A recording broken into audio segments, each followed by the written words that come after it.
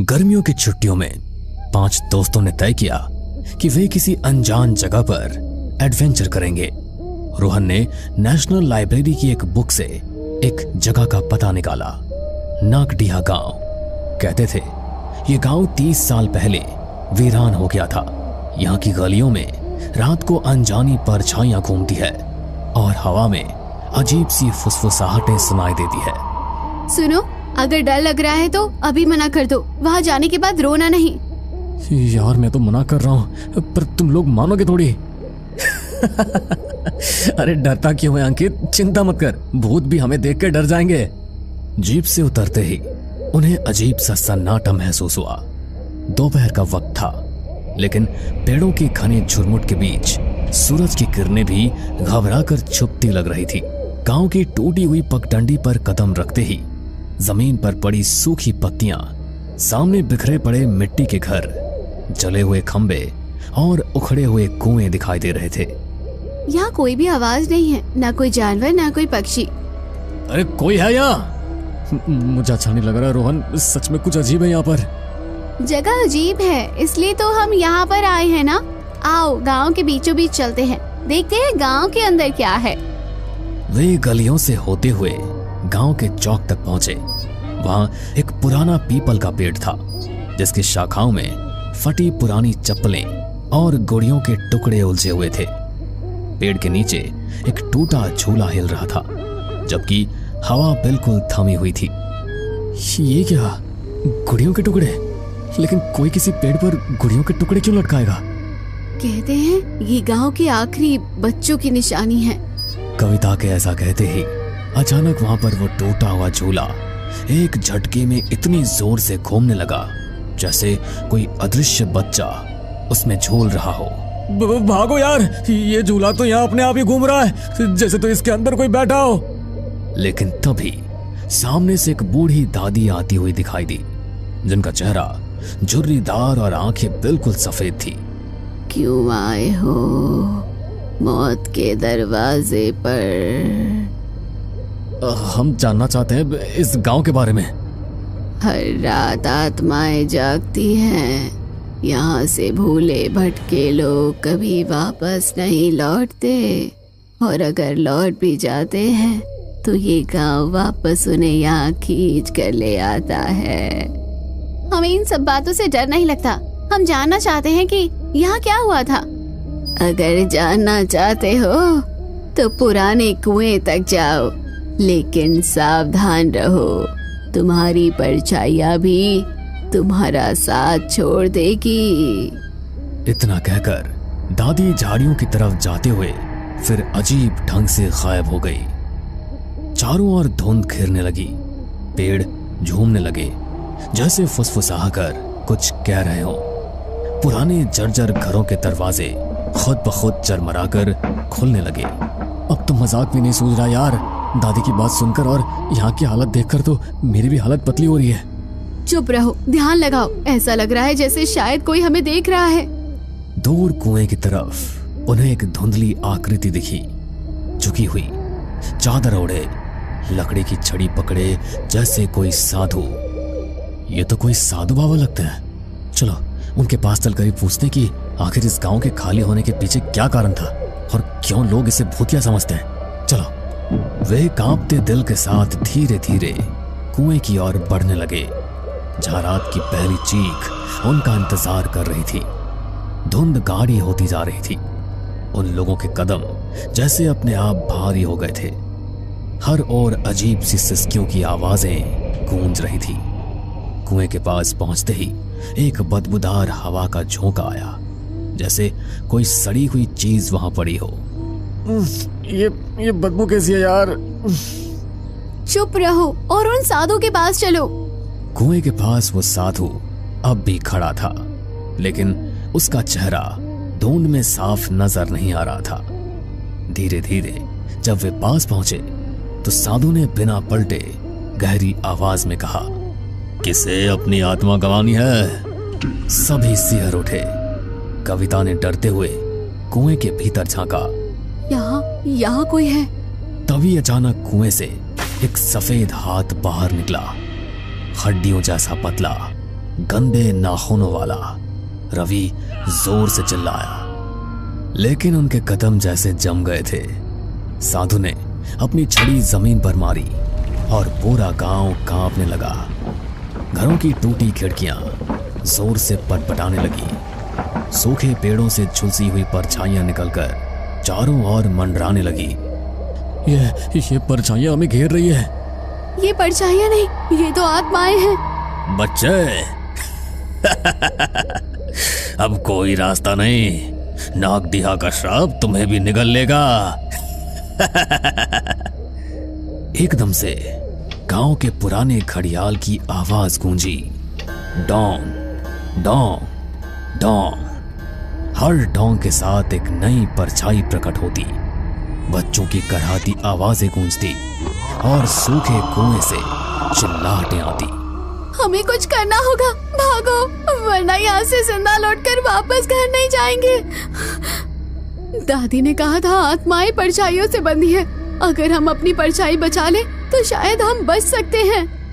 वे एक साथ दौड़ने लगे, लेकिन जैसे जैसे भागते उनके अपने साए उनसे अलग होकर पीछे छूटने लगे।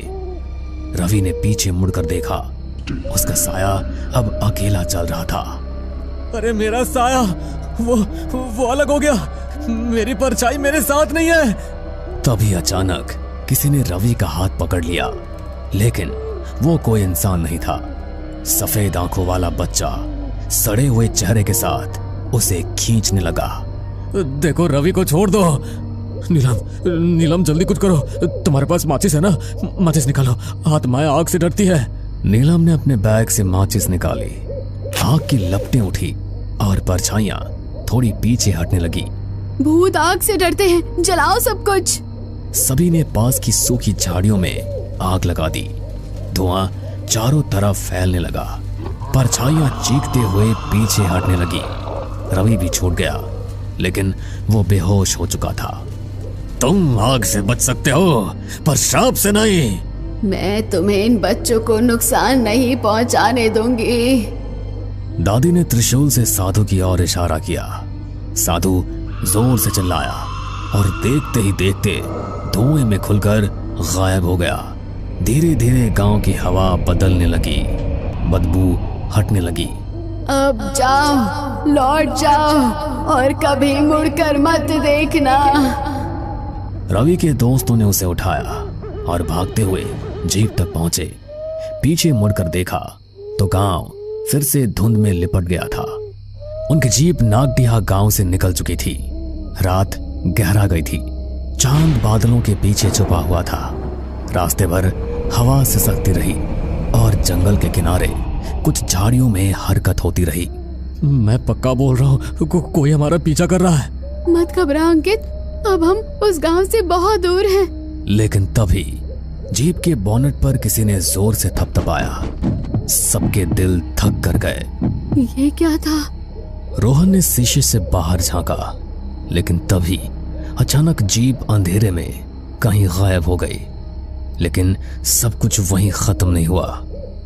कुछ महीनों बाद उन लोगों की जीप एक सुनसान मैदान में पलटी मिली। सबकी हालत गंभीर थी और अंदर कुछ उकेरे हुए निशान थे, नाखूनों से बने, जिनसे लिखा गया था, हम नागदिहा के हैं। सबको जैसे तैसे उनके घर पहुंचाया गया। उसी के ठीक 3 दिन बाद अंकित के घर से अजीब अजीब चीखों की आवाजें आने लगी। पड़ोसी दौड़े, उन्होंने घर का दरवाजा तोड़ा, लेकिन अंदर जो देखा उससे उनकी आत्मा कांप गई। कमरे की दीवारों पर खून से कुछ चित्र बनाए गए थे, सड़े हुए चेहरों, सूखे हाथों और उल्टे पेड़ों के, और बीच में अंकित खुद छत से उल्टा लटका हुआ, लेकिन चेहरे पर भयानक मुस्कान थी।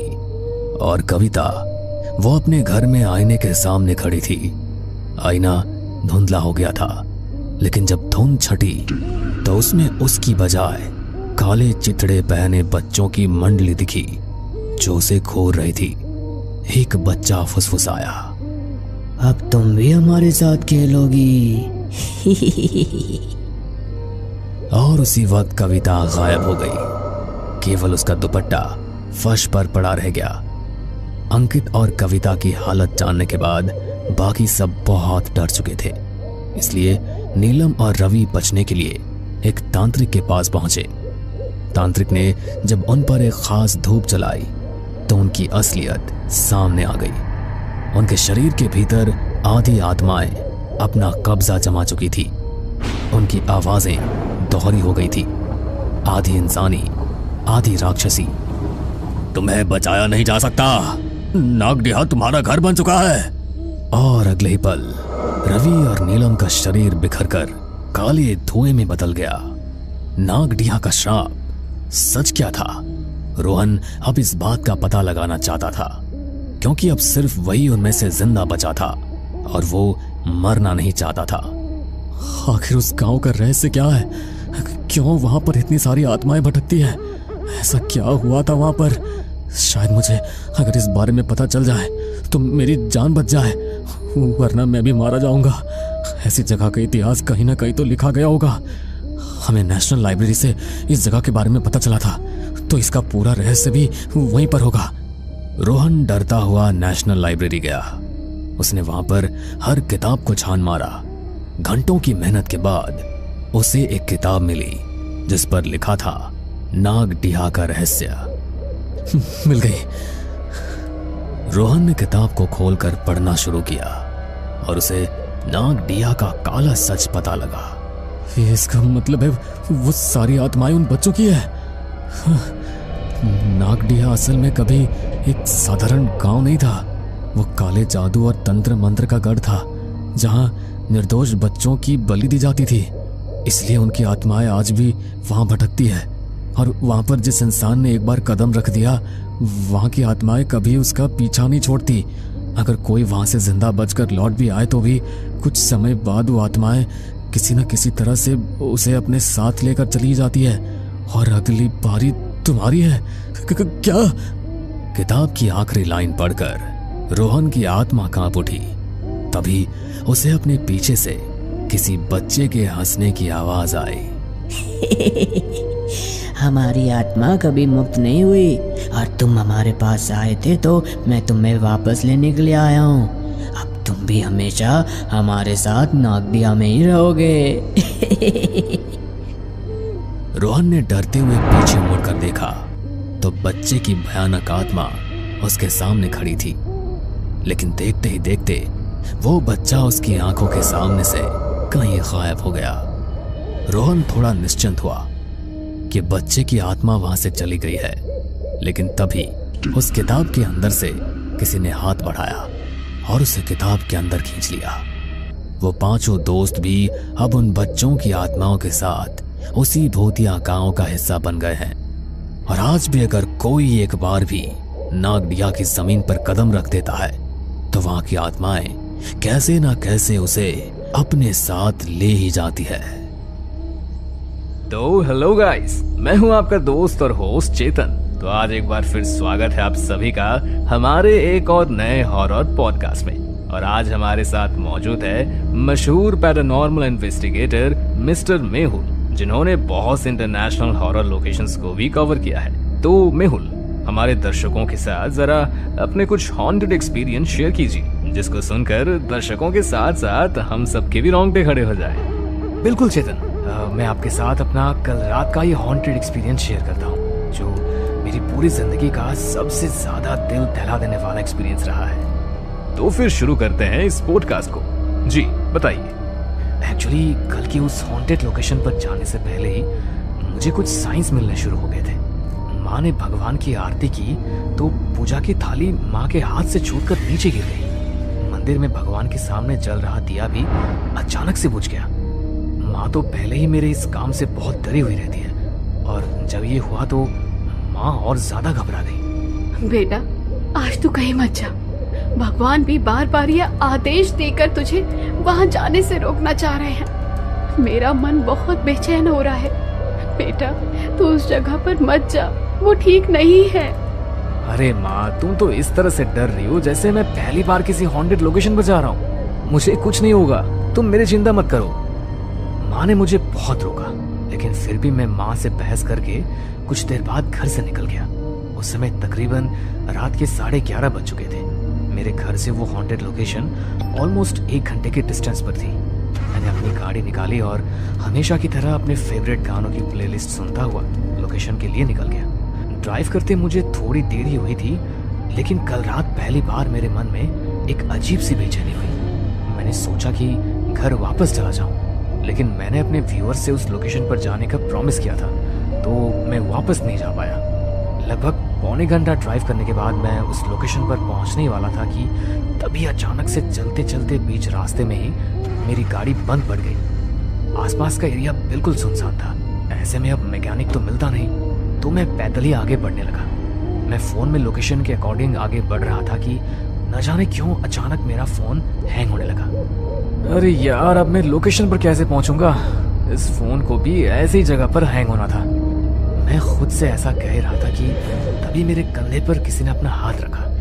ऐसे सुनसान इलाके में अगर तुम्हारे कंधे पर कोई अचानक अपना हाथ रख दे तो एक पल के लिए तो हमारी सांसें रुक जाएंगी। मेरे साथ भी ऐसा ही हुआ। डर के मारे मेरी धड़कन तेज हो गई। हिम्मत करते हुए मैंने पीछे मुड़कर देखा तो एक बूढ़े आदमी ने पीछे से मेरे कंधे पर हाथ रखा हुआ था। उन्हें देखकर मैं थोड़ा शांत हुआ। अरे काका, क्यों इतनी रात को ऐसे डरा रहे हो? आपके चक्कर में अभी हार्ट फेल हो जाता मेरा। चला जा यहाँ से। इतनी रात को इस इलाके में तू क्या करने आया है? पता है ना वो भूतिया हवेली है यहाँ पर। अगर उसकी चपेट में आ गया तो जिंदा लौट कर नहीं जा पाएगा। काका, उसी हवेली का रास्ता तो जानना है मुझे। बताओ ना, किधर है वो हवेली? मरना चाहता है क्या? एक बार कहा ना तुझे, चला जा यहाँ से, नहीं तो मारा जाएगा। तू भी मारा जाएगा उन सब की तरह। ऐसा बोलकर बूढ़ा आदमी अपनी गर्दन हिलाते हुए आगे की ओर निकल गए। उनके जाने के बाद मैंने जैसे ही पीछे मुड़कर देखा तो सामने ही मुझे वो हवेली नजर आई। रात के अंधेरे में भी वो हवेली इतनी खूबसूरत लग रही थी, तो दिन की रोशनी में आप सोच ही सकते हैं कि वो हवेली कितनी शानदार लगती होगी। मैं पीठ पर टांगे अपने बैग को कसते हुए उस हवेली पर पहुंचा। मैं अंदर जाने के लिए मास्टर की से गेट खोलने लगा तो मैंने देखा कि गेट पर बहुत सारे ताबीज और न जाने कितने सारे धागे बंधे हुए हैं। मैंने उन ताबीजों को हटाने के लिए जैसे ही उन्हें छुआ तो मुझे एक अजीब सा झटका लगा, जैसे अभी अभी कुछ मेरी बॉडी से निकलकर आर पार हो गया हो। मैं एक बार को थोड़ा कमजोर पड़ गया, लेकिन फिर मैंने हिम्मत करते हुए उन ताबीजों को हटाया और मास्टर की से लॉक खोलकर हवेली के अंदर चला गया। लेकिन जैसे ही मैं उस हवेली के अंदर पहुंचा, मेरे शरीर पर मुझे बहुत भारीपन सा महसूस होने लगा और एक बड़ी सी अजीब सी बदबू पूरी हवेली में फैल गई। वो बदबू इतनी बुरी थी कि मेरी सहन के बाहर हो गई थी। यार, कितनी गंदी बदबू है। अगर थोड़ी देर में यहाँ ऐसे ही रहा तो पक्का मुझे उल्टी हो जाएगी। एक काम करता हूँ, रुमाल पर परफ्यूम लगाकर उसे बांध लेता हूँ। मैंने अपने रुमाल पर परफ्यूम लगाया और उसे चेहरे पर बांध लिया। मैं हवेली के कमरों में इन्वेस्टिगेशन करने के लिए आगे बढ़ा, तभी मुझे वहां किसी औरत की पायलों की आवाज सुनाई दी, जैसे अभी अभी कोई औरत बड़ी ही तेजी से मेरे पीछे से भाग कर गई हो। तब तो आप ऑब्वियसली काफी ज्यादा डर गए होंगे। अरे, मेरी तो मानो आत्मा ही एक पल के लिए मेरे शरीर से निकल गई। मैंने थोड़ी हिम्मत की, पीछे मुड़कर देखा तो वहां कोई भी नहीं था, लेकिन ऐसा महसूस हो रहा था कि कोई ना कोई इस वक्त मेरे साथ यहाँ जरूर है। मेरे पूरे रोंगटे खड़े हो चुके थे। मैं आज तक न जाने कितनी हॉन्टेड लोकेशंस पर पैरानॉर्मल इन्वेस्टिगेशन के लिए गया हूँ, लेकिन कल रात मेरे साथ जो हुआ वो मैंने पहले कभी फील नहीं किया। मैं सब कुछ इग्नोर करके सीढ़ियों पर चढ़ते हुए फर्स्ट फ्लोर की तरफ जाने लगा। वहाँ सीढ़ियों पर उस हवेली के पूर्वजों की फोटो लगी हुई थी। मैं उन पर फोकस करके उन्हें अपने कैमरा में रिकॉर्ड करने लगा, लेकिन उस दीवार पर लगी सभी तस्वीरों में से एक तस्वीर देखकर मेरे होश उड़ गए। मतलब मेरी पूरी बॉडी उस टाइम बहुत बुरी तरह कांप रही थी। ऐसा क्यों? मतलब ऐसा क्या था उस फोटो में? वो फोटो उसी बूढ़े आदमी की थी जो मुझे हवेली के पास मिला था और बार बार मुझे हवेली के पास जाने से मना कर रहा था। उस फोटो को देखकर मेरा माइंड बिल्कुल ब्लैंक हो गया। कुछ सेकंड के लिए तो मुझे समझ ही नहीं आया कि मेरे साथ ये हो क्या रहा है। मैंने डिसाइड किया कि मैं इन्वेस्टिगेशन नहीं करूंगा और वापस अपने घर चला जाऊंगा। लेकिन मैं जैसे ही वहां से जाने के लिए नीचे उतरने लगा, तभी किसी ने सीढ़ियों से उतरते हुए मेरे पैरों को पकड़ लिया और मैं सीढ़ियों से लुढ़कता हुआ सीधा नीचे आकर गिरा और मेरा सर सीढ़ी के कोने से टकरा गया। ये देखिए निशान। हाँ भाई, काफी तेज चोट लगी आपको तो, देखो जरा। नहीं प्लीज, टच मत करना, पहले ही बहुत दर्द है इसमें। Okay please continue. मुझे माथे पर चोट लगी तो मैंने हाथ लगा के देखा, हल्का खून निकल रहा था। मैंने अपने बैग से कपड़ा निकाला और खून को साफ करने लगा। तभी अचानक मुझे ऐसा लगा कि कोई औरत मेरे कान के पास आकर बड़े ही भयानक तरीके से हंसती हुई मेरे सामने से कहीं गायब हो गई। अब मेरी हिम्मत जवाब दे चुकी थी। मैं जितनी तेज चल सकता था उतनी तेज चलता हुआ मेन गेट की तरफ पहुंचा। लेकिन मैंने जैसे ही दरवाजा खोलने के लिए दरवाजे को हाथ लगाया, वैसे ही एक बहुत भयानक औरत अचानक मेरे सामने आ गई। उसने लाल रंग की पुरानी सी साड़ी पहनी हुई थी। उसका पूरा शरीर बुरी तरह जला हुआ था। आंखें बिल्कुल सफेद और वही गंदी बदबू उसके अंदर से आ रही थी। उसे अपने सामने देखकर मैं इतनी बुरी तरह डर गया कि मुझे समझ ही नहीं आया कि अब मैं करूं तो करूं क्या।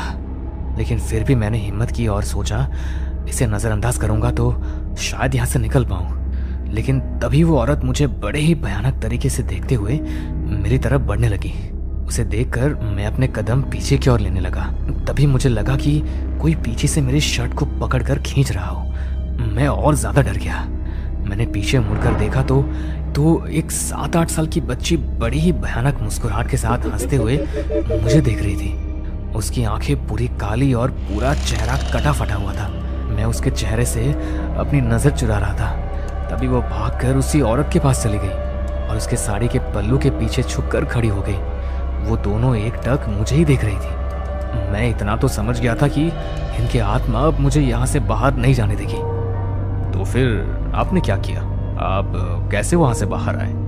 एक्चुअली मैं ऐसी जगहों पे जाता रहता हूँ तो कुछ चीजें अपने पास रखता हूँ। मुझे एकदम से याद आया कि एक बार एक तांत्रिक बाबा ने मुझे इन चीजों से रक्षा के लिए एक ताबीज दिया था।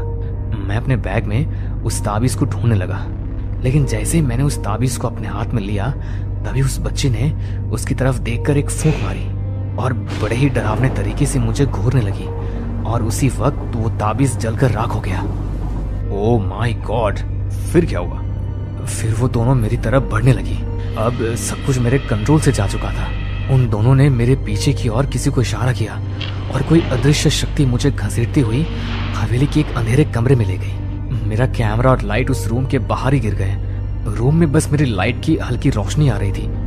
मैंने देखा कि वो दोनों आत्माएं हवा में उड़ती हुई मेरी तरफ आ रही हैं। फिर मैंने हिम्मत की और हवेली का गेट खोलने की कोशिश करने लगा, लेकिन वो इतनी बुरी तरह जाम हो चुका था कि मैं अपनी पूरी ताकत लगाकर भी उसे खोल नहीं पाया। तो मैं तुरंत ही सीढ़ियों से चढ़ता हुआ हवेली की छत पर पहुंच गया। मैंने सोचा कि शायद यहाँ पर वो दोनों मुझे कोई नुकसान नहीं पहुंचा पाएगी। तभी मुझे वहां पर वही पायरों की आवाज सुनाई दी।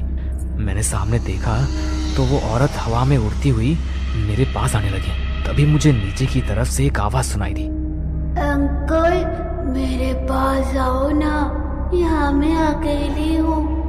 मुझे अकेले बहुत डर लगता है। मुझे आपके साथ रहना है, यहाँ आओ ना। उसकी आवाज को सुनकर मैं जैसे सम्मोहित हो गया और बिना कुछ सोचे समझे छत से कूद गया।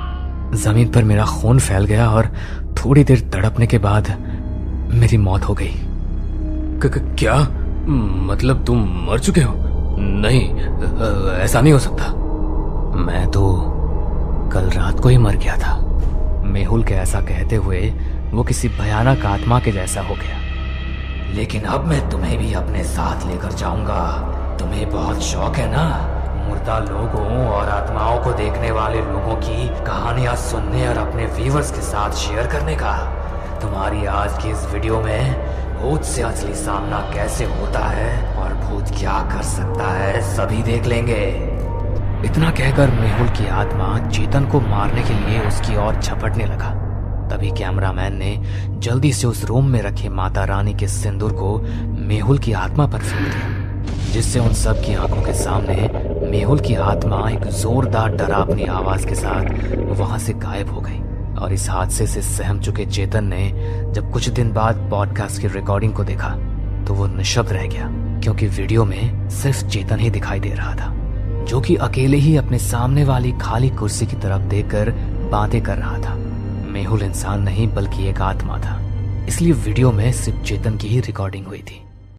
हमें पूरा यकीन है दोस्तों कि आप लोगों को ये कहानी जरूर पसंद आई होगी। अगर आपके साथ भी कुछ ऐसे अनकहे किस्से हो चुके हैं तो प्लीज हमारे साथ शेयर करें, हम जरूर अपने चैनल पर उनको दिखाएंगे। हमारी ईमेल आईडी नीचे डिस्क्रिप्शन बॉक्स में दी गई है, तो प्लीज हमारे वीडियो और चैनल को शेयर एंड सब्सक्राइब करें और बने रहे हमारे साथ ऐसे ही अनकहे किस्से और कहानियां सुनने के लिए।